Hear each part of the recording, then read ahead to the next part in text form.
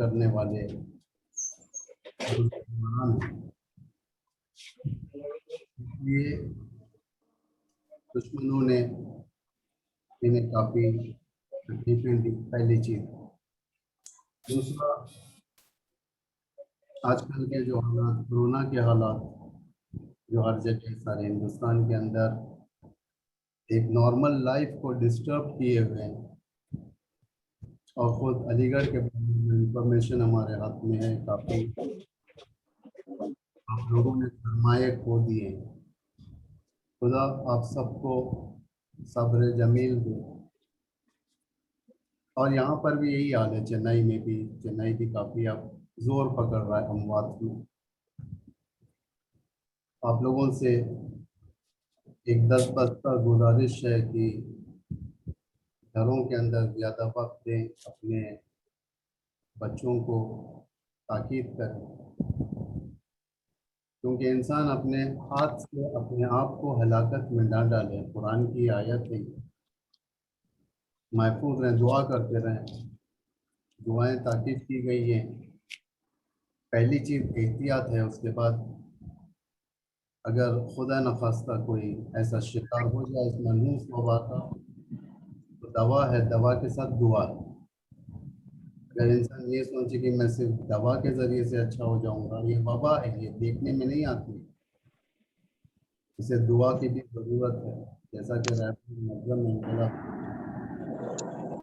इरशाद फरमाया कि सहीफ़े सज्जादिया की दुआ, बिलखुसूस 7वीं दुआ, उसे आप लोग तिलावत करते रहें, क्योंकि हम लोग कंसर्न है आपके बारे में। वहाँ के हालात हमारे सामने हैं, सोशल मीडिया के थ्रू और दीगर मीडिया के थ्रू हम लोग कंसर्न है आप लोगों को। हम दुआ करते रहते हैं आपके लिए। और इस मरहूम का भी उसी तरीके से इंतकाल हुआ है, उसी मनहूस वबा के गिरफ्तार होने से। मैं दुआ कर सकता हूँ कि आप लोगों के लिए खुदावंद आप सबको महफूज रखें हर बला से। उनके सरमाया वहाँ पर मौजूद है। मैंने जिन आयतों को तिलावत किया है, ये सूरह फज्र की आयतें हैं, 27, 28, 29 और 30। ये काफ़ी गहरे मतलब वाली आयतें हैं। इसके ऊपर मैं 40-45 मिनट में आपके सामने एक मुफस्सल गुफ्तगू नहीं कर सकता। हम इसके अंदर जो मुख्तलिफ मानी का हामिल है ये आयतें, एक वर्ड के ऊपर गुफ्तगू करेंगे हम, वो है नफ्स या अय्यतुहन नफ्सुल मुतमइन्ना। पहले इसका तर्जुमा आप लोग समात फरमाएं। या अय्यतुहन नफ्सुल मुतमइन्ना, ऐ नफ्स मुतमइन, इत्मीनान वाला नफ्स। इरजिई इला रब्बिकी रादियतन मर्दिया, अपने रब की तरफ पलट आओ उस आलम में कि तू उससे राजी है और वो तुझसे राजी है। फदखुली फी इबादी, मेरे बंदों में दाखिल हो जाओ। वदखुली जन्नती, और जन्नत में दाखिल हो जाओ। क्या आपने एहसास किया कितना बड़ा खुदा का लुत्फ इन आयतों के मातहत? इन आयतों से मालूम होता है कि खुदा एक डायरेक्ट दावत दे रहा है हम सबको, बंदों को, नफ्स से मुतमइन्ना होने से। अगर इंसान के पास वो नफ्स काबू में आ जाए, डायरेक्ट दावत देता है, जिसमें अपने महबूब को माबूद हकीकी के दरमियान उसकी तरफ खींचती है, जिसमें रज़ायत इलाही है, हमारी मर्जी है। रज़ी अल्लाहु अन्हुम व रज़ू अन्हु, अल्लाह उनसे राजी है, वो अल्लाह से राजी है।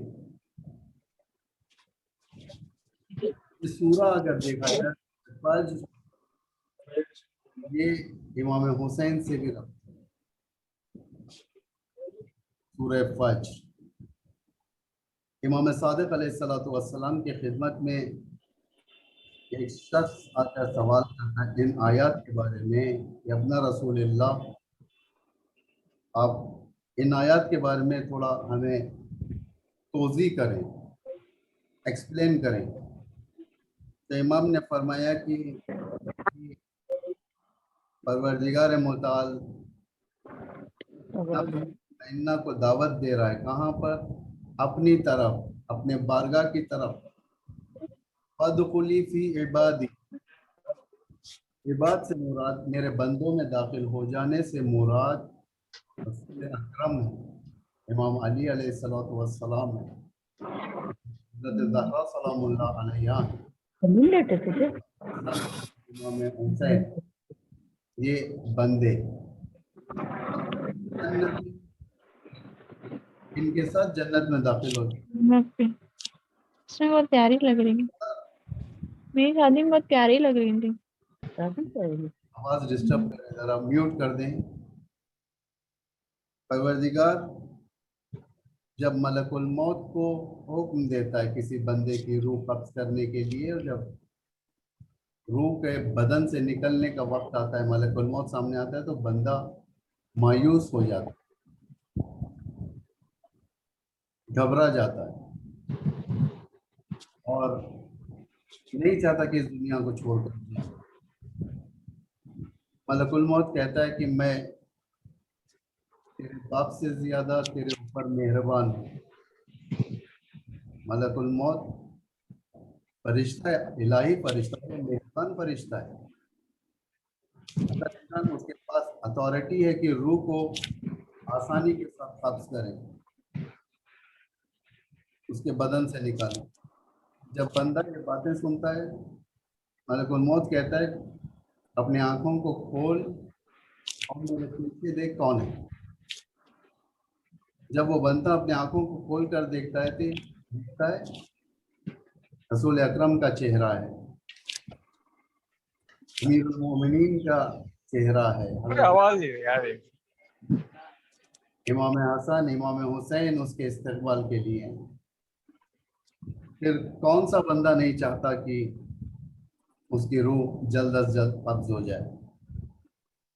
मैंने कहा नफ्स के बारे में थोड़ी बहुत गुफ्तगू करूंगा आपके सामने।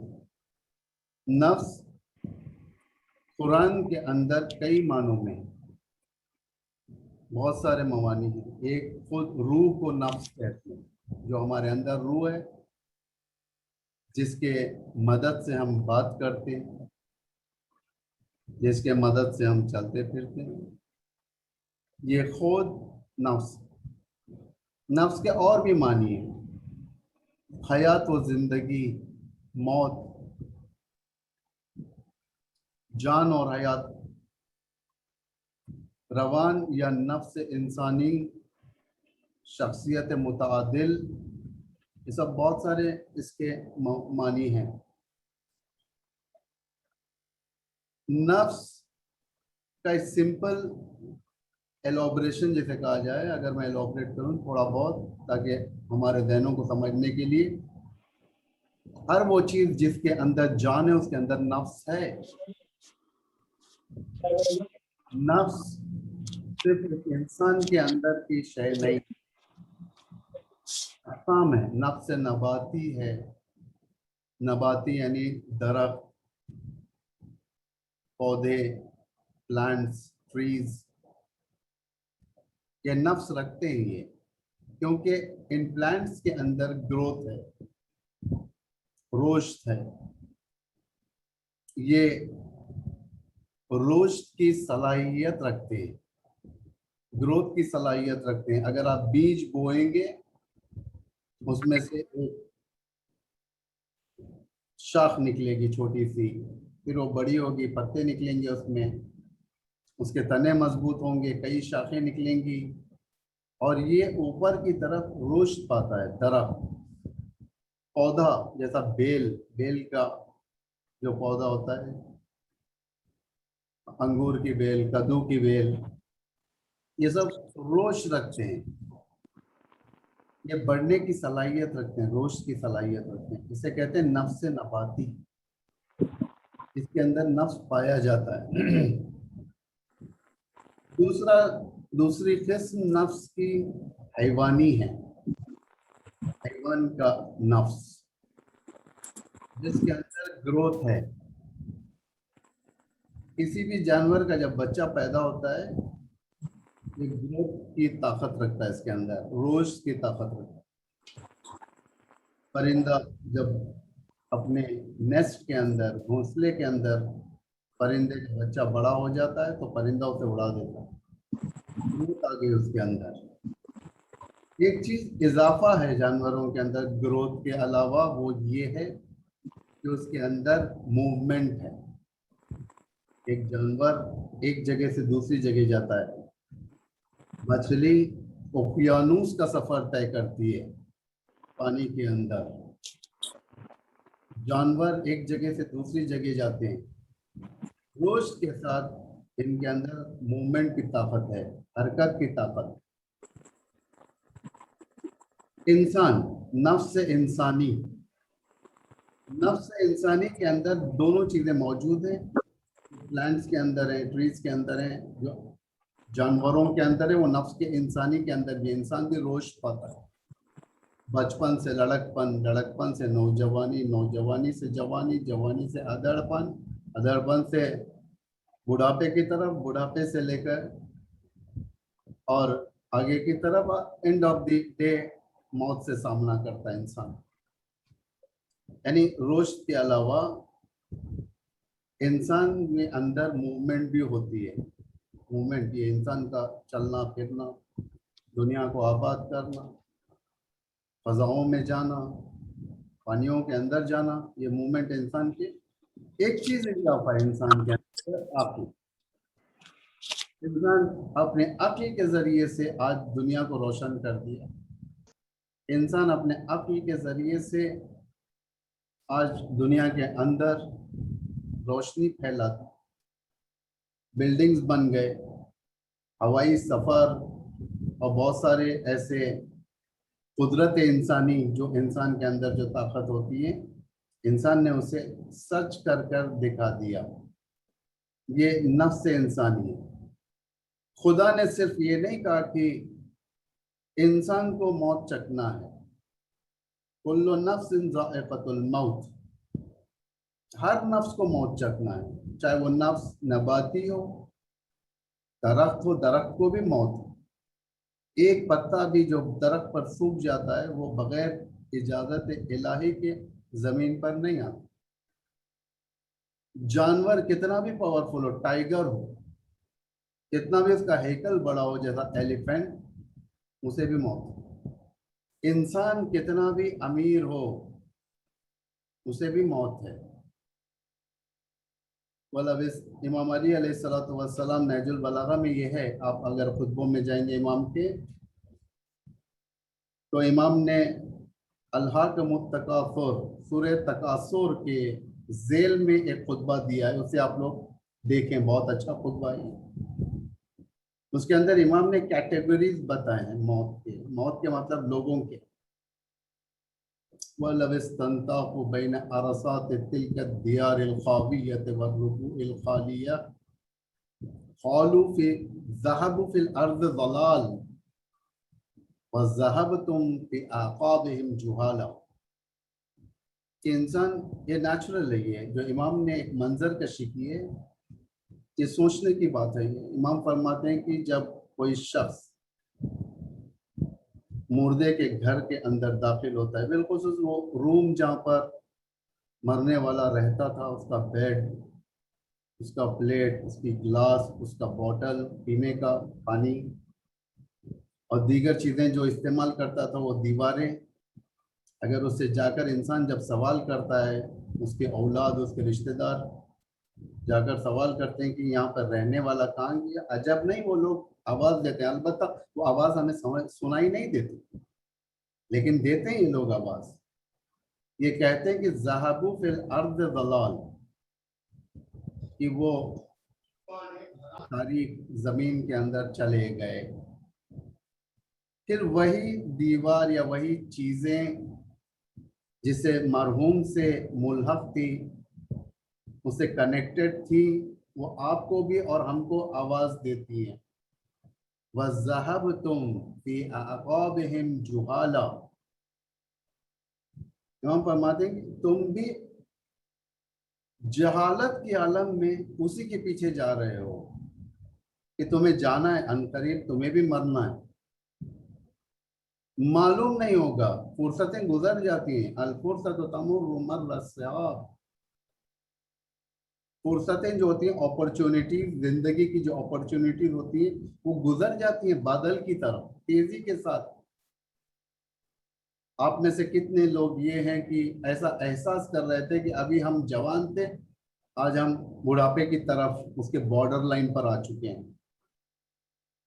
कैसे ऐसे लोग हैं जो अभी बच्चे थे, स्कूल जाते थे, आज उन्हें बेहतरीन ऑफिसर्स में, या यूं कहा जाए कि बेहतरीन जगहों पर नौकरी लगे, बेहतरीन बिजनेसमैन बन के देखे देखे यहाँ तक ये लोग पहुंच गए।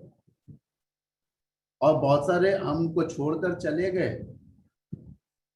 अंतुम लना फरतुन साबिकुन। इमाम अली अलैहिस्सलाम कब्रिस्तान को तशरीफ ले जाते हैं, वहां पर कब्रों की तरफ देखते हैं और लश्कर है पीछे इमाम का। इमाम कब्र से मुखातिब होते हैं, कब्र से, कब्रिस्तान से मुखातिब होते हैं। या अहलल वहदते, ए वहदत की जिंदगी गुजारने वाले, वहदत यानी तन्हाई की जिंदगी। या अहलल वहशते, ए वहशत की जिंदगी गुजारने वाले। या अहलल गुरबते, ए गुरबत और तन्हाई की जिंदगी गुजारने वाले, गुरबत की जिंदगी गुजारने वाले।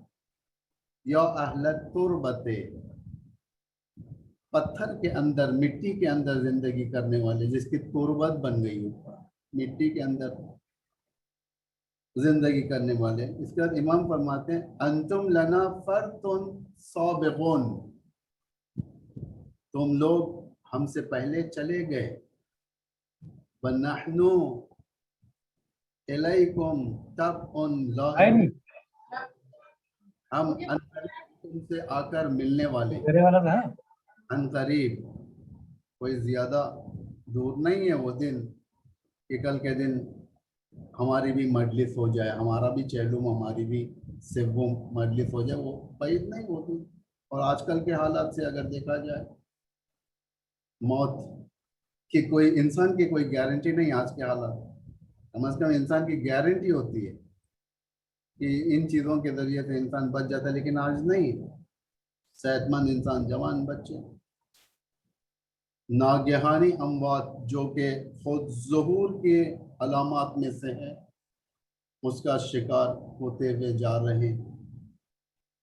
इमाम खबर देते हैं उन लोगों को जो कब्र में हैं, उनसे कहते हैं कि क्या तुम जानना चाहते हो कि दुनिया में क्या हो रहा है तुम्हारे जाने के बाद? इमाम फरमाते हैं कि अम्मा दुरूह फकत फकत सुकिनत। तुम्हारे घर में दूसरे आके बैठ गए, जो तुम्हारी प्रॉपर्टी थी, रजिस्टर्ड थी तुम्हारे नाम पर प्रॉपर्टी, जिसमें तुम एंजॉय किया करते थे, ये प्रॉपर्टी अब किसी और को चले गई, बेटों को चले गई, बेटियों को चले गई, इख्तलाफात हो गए, फैल गए, बढ़ गई प्रॉपर्टी। अम्मा दुरूह फकत सुकिनत।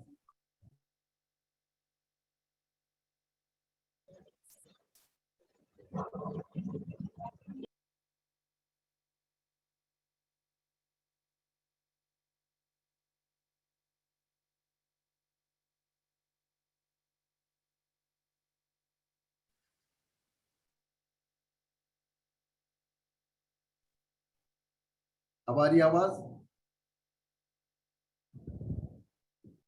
जी। अब अम्मल अम्वाल फकत कुसिमत। तुम्हारे अम्वाल प्रॉपर्टीज डिस्ट्रीब्यूट हो चुके हैं। जो अकाउंट में पैसा था, जो तुम्हारी प्रॉपर्टीज थी, फार्मलैंड थे, दुकानें थी, मॉल्स थे, कई घर थे, ये सब डिस्ट्रीब्यूट हो चुके हैं। जो एक जगह थी सब बढ़ चुकी है, बॉर्डर्स आ चुके हैं उसके बीच में।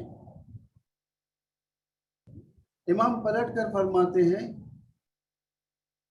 क्या तुम जानना चाहते हो कि अगर इन मुर्दों से सवाल किया जाए कि तुम्हें क्या चीज की जरूरत है, ये क्या जवाब देंगे? लोगों ने कहा कि हाँ यकीनन हम जानना चाहते हैं कि मुर्दे क्या चाहते हैं वहां पर। लव अज़िन लहुल कलाम, अगर इन मुर्दों को बात करने की इजाजत दी जाए,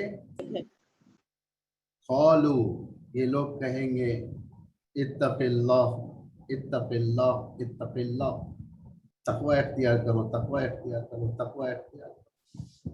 ये है सबके लिए है मौत, ऐसा नहीं कि एक खास गिरोह के लिए है।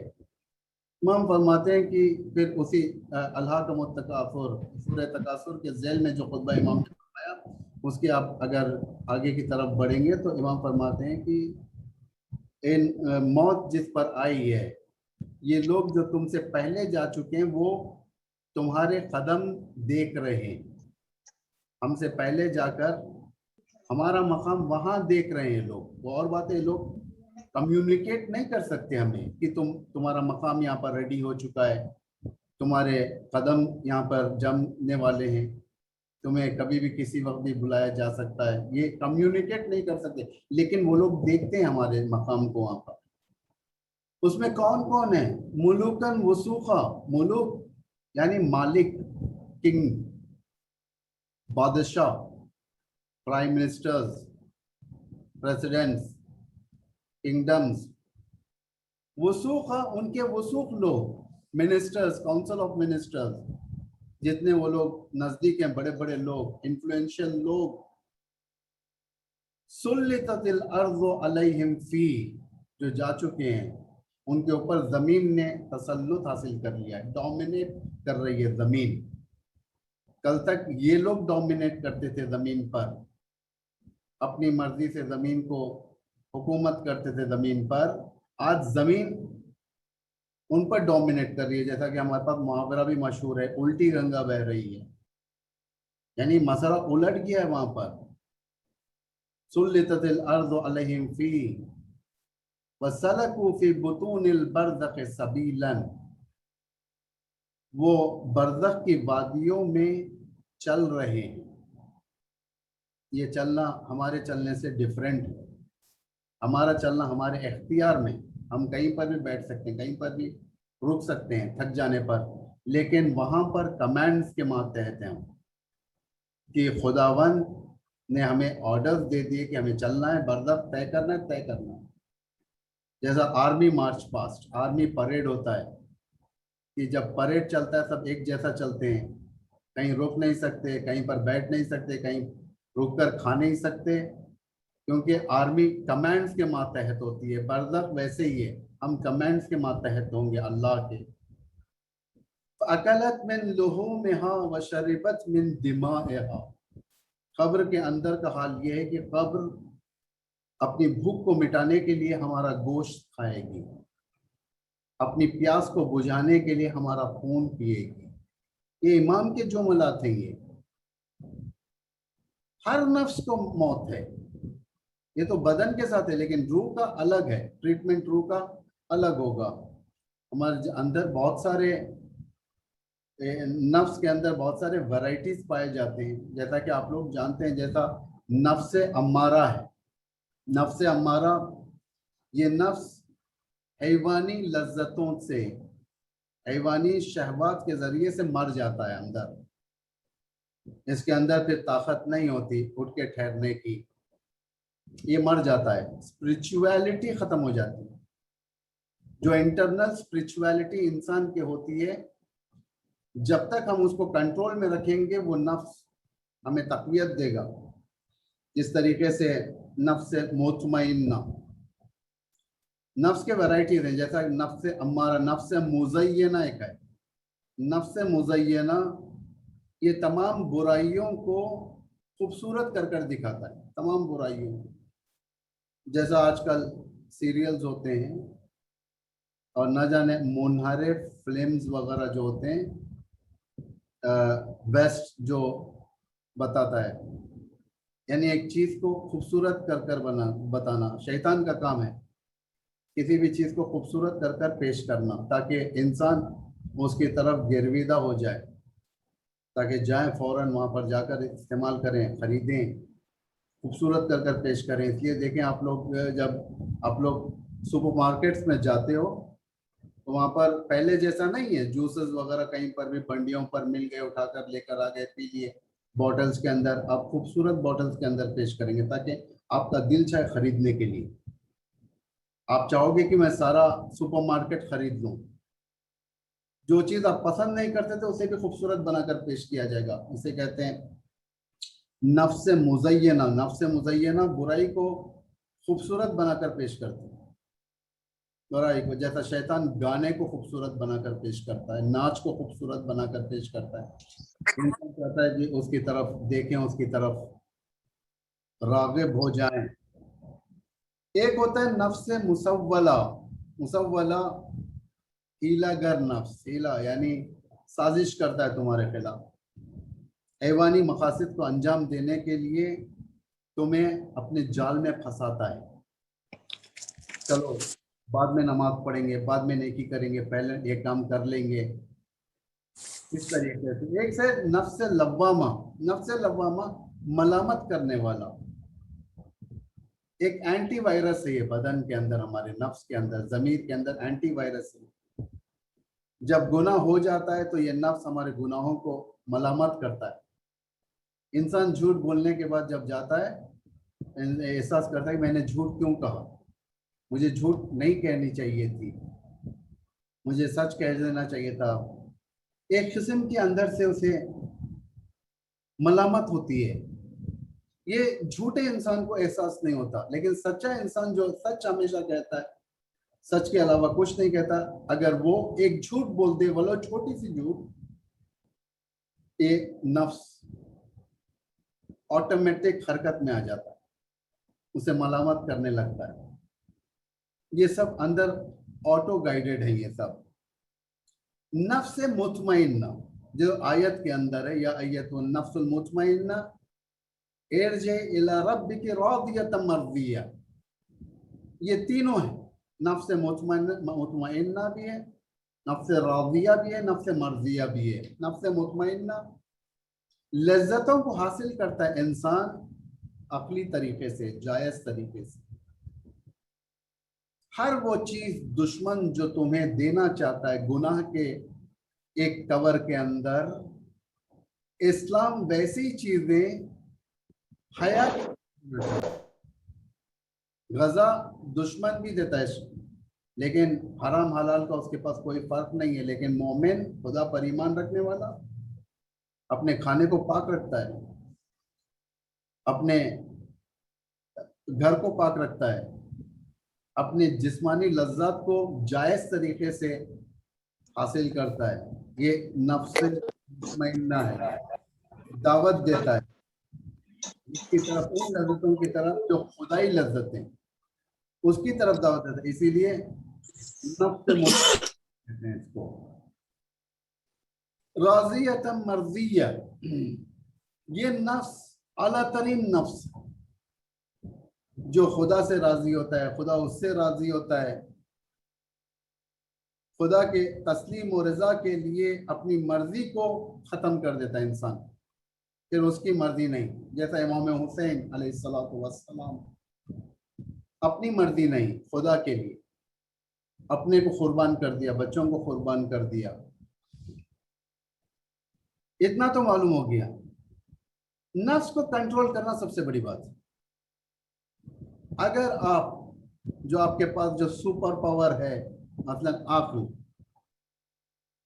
जितना आक्ल डिफीट होती रहेगी नफ्स से, उतना आपका ज़मीर मुर्दा होता चला जाए।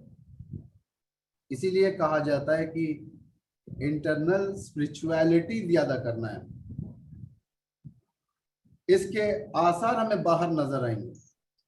जब तक हम अपने अंदर इंटरनल स्पिरिचुअलिटी को सही नहीं करेंगे, तंजीम नहीं करेंगे, किसी भी ताकत से हम जंग नहीं कर सकते। शैतान से जंग नहीं कर सकते, हसद से जंग नहीं कर सकते, बोझ से जंग नहीं कर सकते, गीबत से जंग नहीं कर सकते, सिफात रजीला से जंग नहीं कर सकते। इंटरनल स्पिरिचुअलिटी मजबूत होना है, जिसे बाहर की जुबान में कहा जाता है कि डिफेंस। जैसा कि आप सिस्टम में भी देखा जाए, हर मुल्क के मिनिस्ट्री ऑफ डिफेंस होती है। जब तक मिनिस्ट्री ऑफ डिफेंस मजबूत नहीं होगी, बाहर के खतरों से इंसान मुतमईन नहीं हो सकता, यानी कभी भी उसके ऊपर हमले हो सकते हैं। जब इंटरनल सिक्योरिटी मजबूत होगी, मुनाफिकत को पहचाना जाएगा, साजिश करने वालों को पहचाना जाएगा, उस वक्त मजबूत हुकूमत बनेगी। उस वक्त बाहर के कॉन्सिक्वेंसेस को डिफेंड कर सकता है इंसान। इंटरनल स्पिरिचुअलिटी कैसे डेवलप करें हम? नमाज। नमाज, मैं आपको एक बात क्लियर कर देता हूं, नमाज लाइसेंस है, लाइसेंस है क़यामत में दाखिल होने के लिए, ना कि जन्नत का कोई ऑर्डर है। नमाज, नमाज जन्नत का ऑर्डर नहीं है। आप ये मत समझे कि मैं नमाज पढ़ता हूं, मैं रोजा रखता हूं, मैं हज जाता हूं तो मैं बच जाऊं, यानी मैं जन्नत में चला जाऊंगा, मुझे और कोई चीज नहीं है। नहीं, नमाज इंटरनल स्पिरिचुअलिटी को मजबूत करती है ताकि कार खैर सादिर हो आपसे, नेकियां आपसे जलवगर हो जाएं।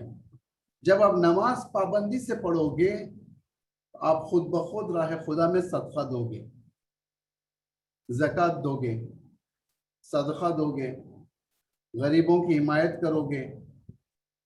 जब ये पॉजिटिव आमाल आपके सामने आएंगे तो समझो कि अंदर की स्पिरिचुअलिटी मजबूत हो रही है।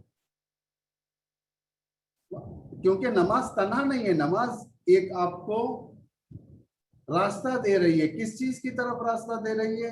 नेकी की तरफ, बुराई से रोक रही है। इन्ना सलात तन्हा अनिल फहशाए वल मुनकर।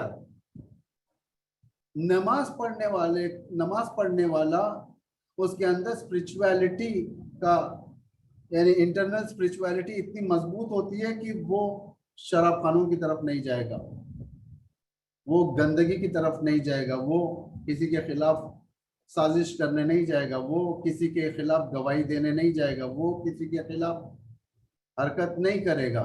इंटरनल स्पिरिचुअलिटी उसे रोकेगी। नमाज ये पॉजिटिव पावर आपको पेश करेगा कि आप नेकी करो। नमाज पढ़ो, ज़कात अदा करो। नमाज पढ़ो, नमाज पढ़ो, ज़कात दो।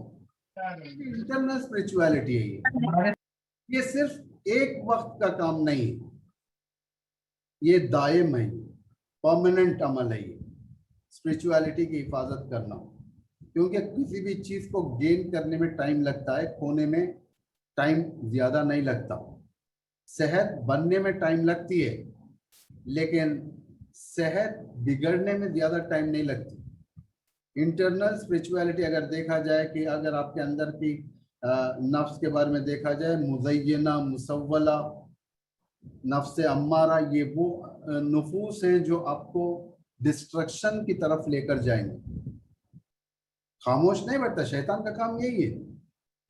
अब इज्जत ही क्या, अल्लाह की, उसने अल्लाह के सामने चैलेंज किया था, तेरी इज्जत की कसम मैं इन लोगों को गुमराह करूंगा। गुमराह यानी परमानेंट जहन्नम, जन्नत बिल्कुल नहीं। अल्लाह चाहता है कि तुम्हें खुदा की तरफ दावत दें, यानी नेमत उखरवी की तरफ दावत दें, परमानेंट नेमतें, जहन्नुम बिल्कुल नहीं। तो ये किस तरीके से, एक दो हदीसों का मैं आपके सामने सहारा लेता हूँ। मैं पढ़ने से पहले मैं आप लोगों को बता दूं, जो भी होस्ट हैं वो मुझे, अगर टाइम ज़्यादा हो रहा है तो मुझे इंटीमेट करें ताकि मैं फ़ौरन ख़त्म कर दूं अपनी तकरीर। ज़्यादा मैं आप लोगों को मशगूल नहीं रखना चाहता हूँ। चंद हदीसें नफ्स के बारे में, कैसे हम कंट्रोल करें नफ्स को। भाई हमें तरीक़ा भी तो बताएं आप। आपने बता दिया नफ्स ये है, बहका सकता है, जहन्नुम की तरफ भेज सकता है, और नफ्स के अंदर स्पिरिचुअलिटी अगर आ जाए तो पॉजिटिव आपके पास रिजल्ट्स हैं, गोल्स अचीव हो सकते हैं। लेकिन तरीके क्या है इसके? परमानेंट स्पिरिचुअलिटी अगर मेंटेन करना है हमारे अंदर, कैसे करें? हम मस्जिद को जाते हैं तो ज़रा स्पिरिचुअल बन जाते हैं, बाद में ख़त्म हो जाती है हमारे अंदर। हम मॉल्स को भी जाते हैं, थिएटर्स को भी जाते हैं, मस्जिद को भी जाते हैं, आशुर खाने में भी जाते हैं। हम तो हर जगह के बाशिंदे हैं। आप बताएं मौलाना साहब कि आप हमें कैसे एडवाइस करेंगे कि स्पिरिचुअलिटी को?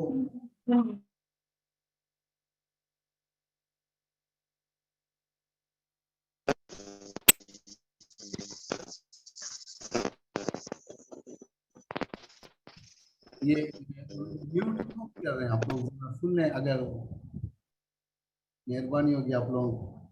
इमाम मूसा काजिम अलैहिस्सलाम फरमाते हैं, हासिबू हासिबू। जी हाँ, इमाम फरमाते हैं, हासिबू अनफुसकुम क़ब्ल अन तुहासिबू। अपने नफ्सों का हिसाब लो उससे पहले कि तुम्हारा हिसाब लिया जाए। हिसाब कब लिया जाता है? बाद में। अपने नफ्सों का कैसे हिसाब लें, मैं बताऊंगा आपको। एक दो हदीस और सुन लें आप लोग। वज़िनु अमालुकुम क़ब्ल अन तुआज़नु। अपने अमालों का मीज़ान करो, तराजू से देखो अपने अमाल। जैसा इंसान वजन करता है, पहले से अब कितना वेट गेन हुआ मेरा, पहले मैं इतने किलो का था अब कितने किलो का हूँ, इस तरीके से तो वजन करें। पहले कल तक मेरे इतने गुना थे, आज मेरे इतने गुना हैं। कल मेरे 5 गुना थे, आज मेरे 10 हैं, बैड साइन। कल मेरे 8 गुना थे, आज मेरे 12 गुना हैं, 13 गुना है, 20 गुना है, ये बैड साइन है। कल मेरे 10 गुना थे, आज 8 गुना है, ये गुड साइन है। आपने हिसाब किया कल कौन सा गुना हमारे हाथ से हुआ, कौन सा गलत काम हुआ, कितनी बार हमने माँ को झिड़की दी, कितनी बार हमने अपने बाप की बात नहीं सुनी, कितनी बार हमने फला काम किया जो भाई बहन को रंजो आजार का था, आज कम कर दो। माँ बाप को लब्बैक कहें, भाई बहन के साथ मोहब्बत, रिश्तेदारों के साथ, ये सब इसे कहते हैं वजन करना अपने अमाल को। मीज़ान, रिपोर्ट कार्ड, क्वार्टरली में इतने मार्क्स लाया लड़का, हाफ ईयरली में बेहतर लाया। क्वार्टरली में 60%, हाफ ईयरली में 75%, एनुअल में 95%। डेवलप हुआ है लड़का। क्वार्टरली में 65, हाफ ईयरली में 40%, एनुअल में 20%। ये फेल होने की अलामत है।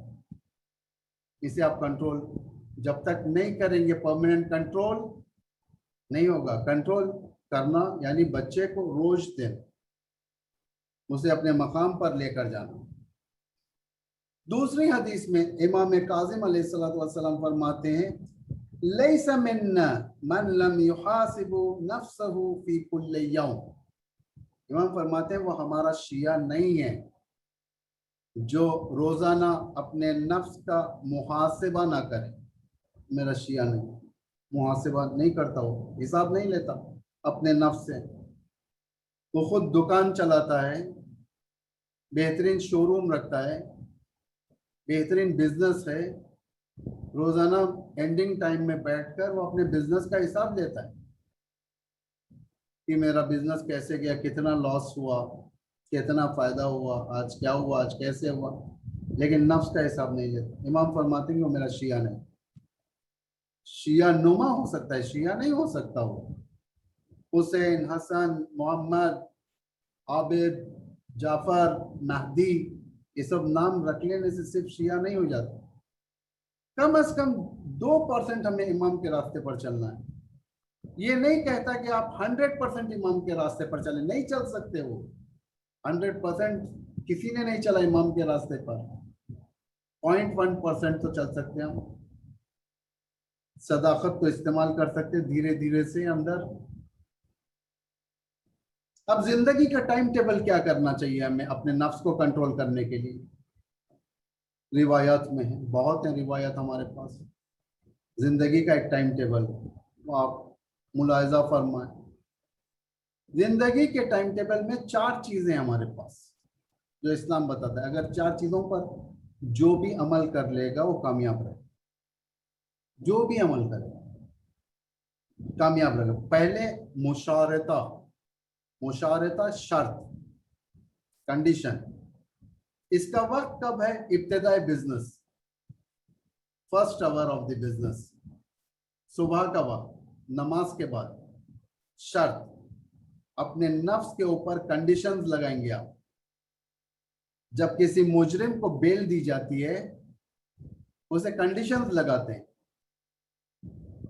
आप आउट ऑफ स्टेशन नहीं जाएंगे, आप शहर छोड़कर नहीं जाएंगे, आप रोजाना ये टाइम पर पुलिस स्टेशन आएंगे। मुजरिम के ऊपर शर्त लगाते हैं ताकि वो रिहा ना हो जाए पूरी तौर से। मुशारता कहते हैं कंडीशन। आप अपने नफ्स के ऊपर कंडीशंस रखेंगे। कल तेरे जरिए से इतने गुनाह हुए, आज नहीं होना है, शर्त। उसी आलम में आज तेरे साथ मुआद किया जाएगा, शर्त लगाएंगे। अहद करें अपने आप से,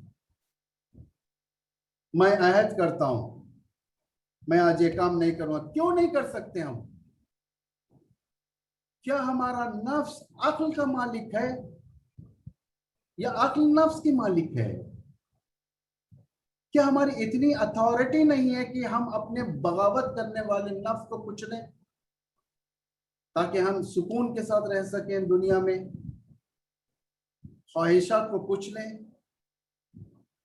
एक बात याद रख लें, सिर्फ एक ऑर्डर पास करना है, नफ्स सुन ले, आज तेरी नहीं चलने वाली। अगर तू सरकश हुआ तो मैं तंबी करूंगा।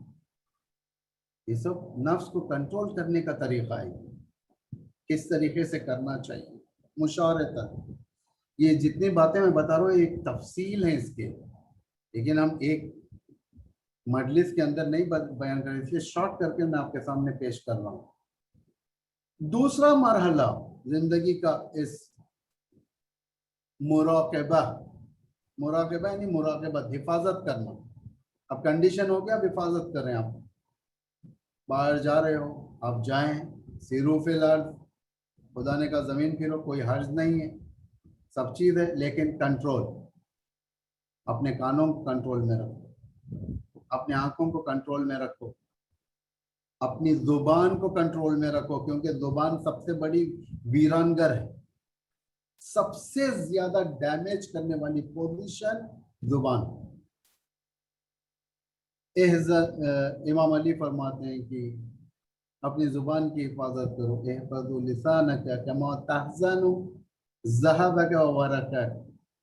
अपनी जुबान की उसी तरीके से हिफाजत करो जैसा तुम सोने और चांदी की हिफाजत करते हो, उसी तरीके से हिफाजत करो।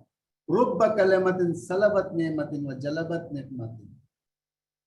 बहुत सारे अल्फाज जो हमारे मुंह से निकलते हैं वो नेमतों को छीन लेते हैं और तुम्हें मुश्किलात में डाल देते हैं। जब तक अल्फाज तुम्हारे अंदर है, तुम अल्फाज तुम्हारे गुलाम हैं, स्लेव हैं, तुम्हारे अंदर है। जैसे बाहर निकल जाएंगे, अब अल्फाज तुम्हारे गुलाम नहीं है, हम अल्फाज के गुलाम हो। जुबान कभी दरिंदे से भी ज्यादा बदतर होती है। जुबान रिश्तों को तोड़ देती है, जुबान दरारें डाल देती है। जुबान की इतनी हिफाजत करनी चाहिए, बहुत ज्यादा ताकीद है, रिवायतों में बहुत सारे बातें हैं। हिफाजत करें, मजबूत करें अपने आप को अंदर से। तीसरी चीज मुहासिबा। मुहासिबा, ये रात का वक्त, रात में जब आप बिस्तर पर जाओ या अकेले बैठो रात में, अब अपना हिसाब, सुबह से अब तक आपने क्या किया, छोटी छोटी चीज का हिसाब। सुबह में उठा, मैं नमाज पढ़ा, वेरी गुड, जज़ाकल्लाह। नमाज के बाद मैं एक्सरसाइज किया, वेरी गुड, जज़ाकल्लाह। कुरान पढ़ा मैंने, जज़ाकल्लाह। बाहर निकला, जज़ाकल्लाह। हलाल रोजी के लिए गया, जज़ाकल्लाह। फला गुना मेरे हाथ से हो गया, मेरी आंखों से हो गया, तुम भी करो, कल से नहीं करना है कुछ। काउंट करो, नेकियों को भुला दो, बुराइयों को अपने ذहन में रखो। बुराई के बारे में सवाल ज्यादा होगा। चौथी चीज मुआतबा व मुआकिबा, खुद को सजा दो। कभी गलती कर दी, आप सजा दो। सजा ये नहीं कि आप अपना पेशानी ले जाकर दीवार को मार दो। सजा ये नहीं कि आप खुदा न खास्ता कोई ऐसी हरकत करो कि जलम तो नफ्सी की मंजिल पर आ जाए। सजा ये नहीं, अपने आप को सजा दो, नफ्स को कुचलो। जिस तरीके से माँ अपने बच्चे से कहती है, अगर तुम ये होमवर्क पूरा नहीं करोगे जब तक तुम्हें खाना नहीं मिलेगा, इस तरीके की कोई सजा। क्योंकि काफी असर करता है। इमाम से मुलाकात के लिए कसरत अमाल नहीं है, कसरत नमाजें नहीं देखी जाएंगी। इमाम से मुलाकात के लिए इसका क्राइटेरिया अलग है। इमाम से मिलने वालों का नमाज रोजे अंदर की स्पिरिचुअलिटी मजबूत करेंगे, जिससे आपका नफ्स मजबूत होगा, फिर आप के अंदर ताकत पैदा होगी, आप उसके जरिए से नेकी करोगे। इब्ने महजियार मशहूर सहाबी हैं, इमाम से मिलना चाहते थे। इमाम ने अपने नुमाइंदे को रवाना किया, फरमाया कि जाओ इब्ने महजियार को मेरे पास लेकर आओ। बहुत देर हो गई थी। जब पहुंचे इमाम के पास, इब्ने महजियार से इमाम ने पूछा, इब्ने महजियार, मैं बहुत देर से तुम्हारा इंतजार कर रहा हूँ, क्यों तुमने देर कर दी मुझ तक पहुंचने के लिए? इब्ने महजियार ने फरमाया कि इब्ने रसूलुल्लाह, आपके नुमाइंदे ने मुझे देर से आकर लिया। फिर इमाम फरमाते हैं, इब्ने महजियार, अगर तुम्हारे पास वक्त होता तो नुमाइंदे की जरूरत नहीं थी। इब्ने महजिया, तुम तीन चीजों के पीछे पड़ गए। यानी ये आलम इंसानियत को इमाम खबर देते हैं। पहली चीज कसरत माल, मल्टीपल करना। 10 से 100 रुपया, 100 रुपया जैसे आ गया, फिर इंसान ने चाहा कि ये 1000 में तब्दील हो जाए, 1000 आ गया तो 10,000 में तब्दील हो जाए। Unit, 10, 100, 1000, lakhs, 10 lakh, crore, millions, billions. Multiple करने में रह गए थे तुम। मेरे पास आज इतना माल है, कल इतना हो जाना चाहिए। इब्ने महजिया, तुम अपना अकाउंट भरने में रह गए थे। जबकि इब्ने महजिया वैसे नहीं थे, इमाम के चाहने वाले थे। इब्ने महजिया। दूसरी चीज, तुमने बुजुर्गों को फरामोश कर दिया, बूढ़ों को भुला दिया। अपनी जवानी के नशे में, जवानी के नशे के महफिलों में बुजुर्गों को कोने का कर दिया। हत्ता देखभाल करने के लिए तुम्हारे पास वक्त नहीं था बुजुर्गों के लिए। ये इब्ने महजिया के लिए, हमारे लिए पैगाम दे रहे हैं इमाम। ये पैगाम है इमाम हमारे लिए। हम नहीं संभाल सके अपने बाप को, अपनी माँ को, अपने दादा को, अपने दादी को, अपने बूढ़े चचा को, अपने बूढ़े मामू को, हमने ले जाकर ओल्ड एज होम में रख दिया उसको। हम नहीं संभाल सकते। इब्ने महजिया, तुमने क्यों किया? तीसरी चीज इमाम फरमाते, इब्ने महजिया से, इब्ने महजिया, तुम लोगों ने खते रहमी कर ली। भाई बहन आपस में दूर हो गए, रिश्तेदार दूर हो गए, टुकड़े हो गए, बढ़ गए, कि मैं कैसे तुमसे मिल सकता हूं? जो शौक दीदार विलायत है, जो शौक दीदार आईने इलाही है, वो शौक इंसान के अंदर मर जाता है। इसलिए कि हमारे गुनाहों की वजह से, अगर हमें इन्फॉर्म किया जाए, हमें इंफॉर्मेशन दी जाए कि आज रात इमाम ज़मान हमसे मिलने वाले हैं, हमारे अंदर वो शौक नहीं है मुलाकात का इमाम से। इसलिए कि हम उनके बताए हुए क्राइटेरिया पर नहीं है। अगर हम फर्दन इमाम से मुलाकात भी करेंगे हम इमाम को अपना लैडर बनाएंगे, सीढ़ी बनाएंगे अपनी दुनिया तक पहुंचने के लिए। इमाम से बस इतना ही फैज इंसान हासिल करेगा। इसलिए कि हमने इमाम के ऊपर जो ट्रस्ट था हमारा, हमने मैटेरियलिस्ट में तब्दील कर दिया उसको। यानी इमाम यानी बेटी की शादी का वसीला, इमाम मेरे बिजनेस को अच्छा होने का वसीला, इमाम मुझे अच्छी प्रॉपर्टी देने का वसीला, इमाम मुझे एक्सीडेंट से बचाने का वसीला, इमाम यानी मैं ठोकर खाकर गिरूं तो संभालने का वसीला। हमने इमाम को मैटेरियलिस्ट निगाह से देखा, मादी निगाह से देखा, इसलिए इमाम हमें मादी नजर आता है। अगर हम मानवी निगाह से देखते इमाम को, इमाम हमें मानवी नजर आएगा।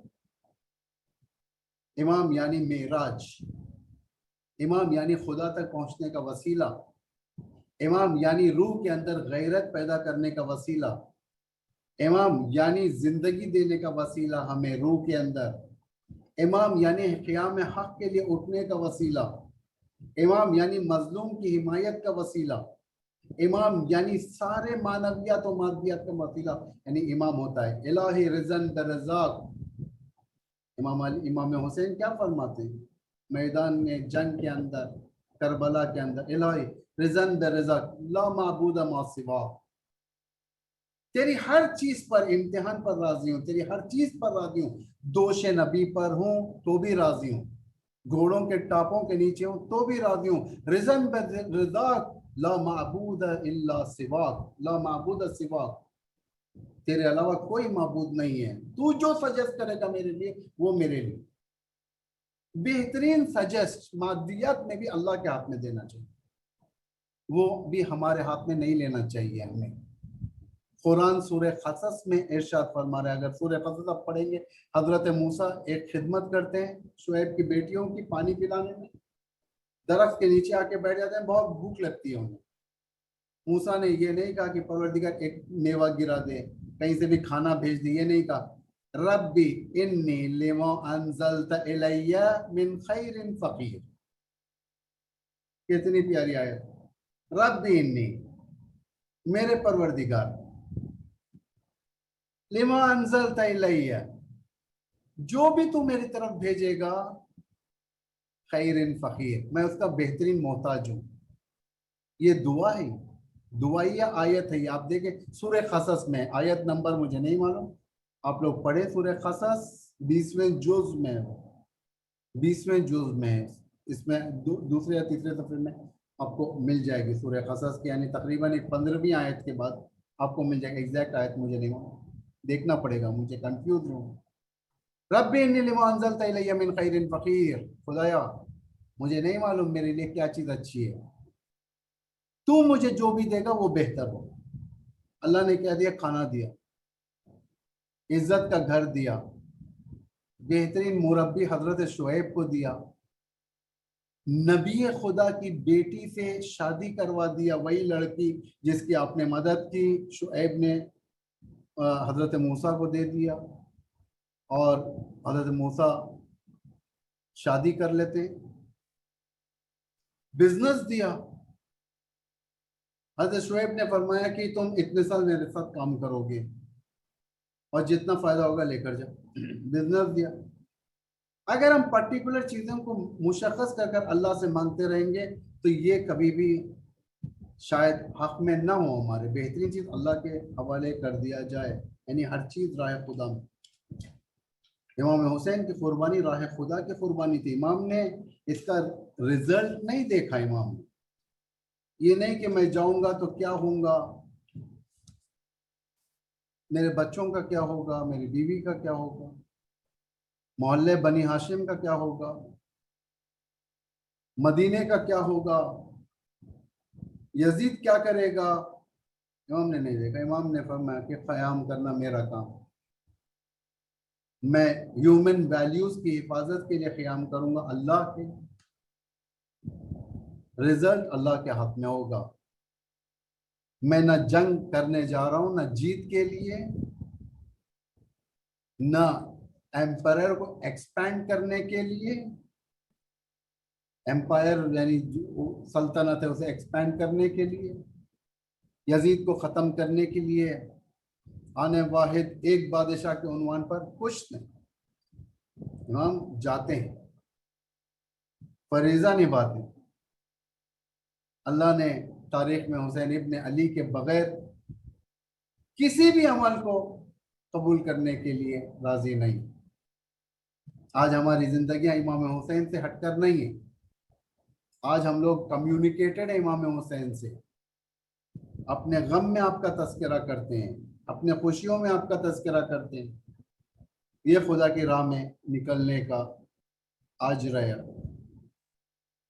आप लोग देखें, आज शाम में गरीबा ने इमाम मूसा इब्न जाफर, मूसे काजिम की शाम गरीबा है आज, यानी बाबा की शहादत हो गई। कीनो व हसद की बिना पर जहर दिया मंसूर ने, कुशंदा जहर। चाहता था कि जहर के जरिए से इमामत के सिलसिले को खत्म कर दे, लेकिन उसे नहीं मालूम कि इमामत का सिलसिला जहरों से खत्म नहीं हो सकता, इमामत का सिलसिला रहेगा। लेकिन मैं हाथ जोड़कर कहूँगा, यब्न रसूलुल्लाह, आप खुश नसीब हैं कि आपके गोस्ल कफन दफन के लिए आपका बेटा मौजूद है। इमाम मूसा काजिम आगे बढ़कर गोस्ल दिया, कफन पहनाया, हत्ता बकी में ले जाकर दफन किया। यकीनन उस वक्त जब मूसा इब्न जाफर ने आपके जनाजे के पास इमाम हुसैन को याद किया होगा, या अब्ना रसूल अल्लाह, आपकी रूह की क्या कैफियत थी। करबला का मैदान वो मैदान था जहां पर बेगोर कफन हुसैन का लाशा जमीन पर पड़ा हुआ था। चेहलुम के दो मसाइब मैं आपके सामने अर्ज कर कर आपकी जहमत को खत्म करता हूँ। जब जिंदान शाम से रिहाई हो गई, सैदानियों ने इरादा किया कि पहले करबला जाएं। अली इब्न हुसैन इमाम ज़ैनुल आबिदीन सालार कारवान बनकर इस काफिले को करबला तक पहुंचा दिया। हजरत ज़ैनब सलामुल्लाह अलैहा जब पहुंची करबला में तो सन्नाटा सा था। दरियाए फुरात की बहती हुई आवाजें इस फजाए करबला में गूंज रही थी। उस आलम में रोती हुई अपने भाई के कब्र पर पहुंची, अपने भाई के कब्र के पास ठहर कर आवाज दिया, भैया उठो, अपनी बहन की खबर लो।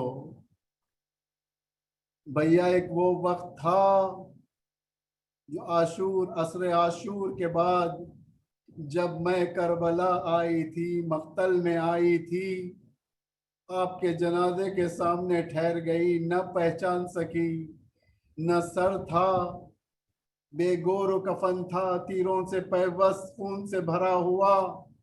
ये जनाजा मैं पहचान न सकी कि मेरे भाई का जनाजा कौन सा है।